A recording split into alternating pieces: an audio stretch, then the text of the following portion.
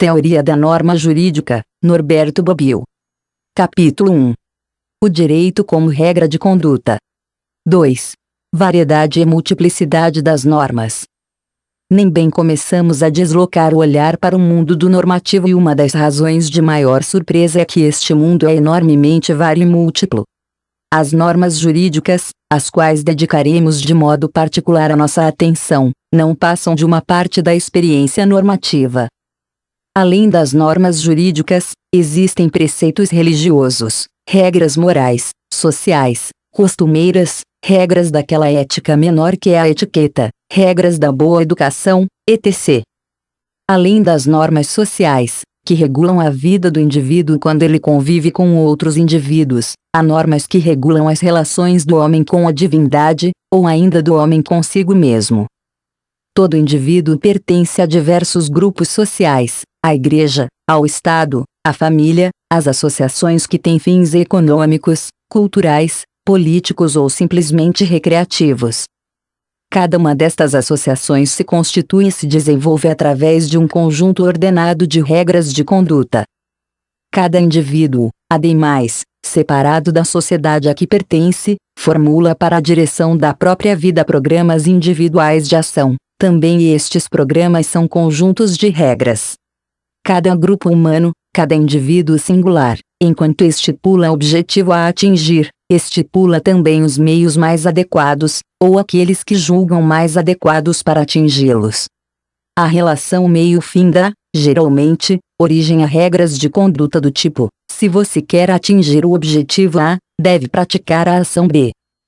São regras de conduta tanto os 10 mandamentos quanto as prescrições do médico, tanto os artigos de uma Constituição quanto as regras do xadrez ou do bridge, tanto as normas de direito internacional, que estabelecem como devem comportar-se os Estados em suas relações recíprocas, quanto o regulamento de um condomínio, tanto as consideradas normas sociais quanto as regras da gramática, da sintaxe de uma língua, tanto as normas religiosas para o bom proceder nesta vida quanto as regras de trânsito para mover-se no tráfego sem acidentes.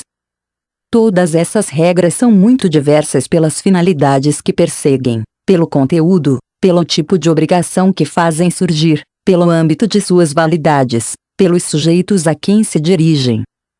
Mas todas têm em comum um elemento característico que consiste, como veremos melhor em seguida, em ser proposições que têm a finalidade de influenciar o comportamento dos indivíduos e dos grupos, de dirigir as ações dos indivíduos e dos grupos rumo a certos objetivos ao invés de rumo a outros. O número de regras que nós, seres que agem com finalidade, cotidianamente encontramos em nosso caminho é incalculável, ou seja, é tal que enumerá-las é um esforço vão, como contar os grãos de areia de uma praia. O itinerário de todas as nossas ações, ainda que modesto, é assinalado por tal número de proposições normativas que é dificilmente imaginável por aquele que há de sem muito pensar nas condições em que o faz. Para dar um exemplo, tirado da vida cotidiana, vamos tentar perceber o número de regras jurídicas, e refiro-me apenas às regras jurídicas para não estender muito a análise, que traçam o percurso do simples ato de enviar uma carta. A aquisição do selo é um negócio jurídico, particularmente, um contrato de compra e venda regulado em detalhes pelo Código Civil, do qual derivam obrigações e, portanto, limites bem precisos para a conduta. O adquirente, por exemplo, deve oferecer o justo preço e o vendedor dar uma mercadoria sem defeitos. Qual selo deve colar na carta? O tipo de selo a ser colado está prescrito em uma outra minuciosa regulamentação de tarifas postais, e depende, não só do tipo de remessa, mas do seu formato, do seu peso, da maior ou menor garantia que eu quero ter pela sua entrega à destinação. Como devo colar o selo? Posso colá-lo como e onde quiser. No nosso ordenamento, não há limites para esta ação, e, portanto é uma ação permitida, ou pelo menos sujeita não a um comando, mas a um conselho, porém não se pode excluir a possibilidade de que amanhã até mesmo isto se torne regulado juridicamente, decorrendo daí que agir contra a regra traria consequências desagradáveis, como a de que a carta não chegue a seu destino ou então a de uma multa.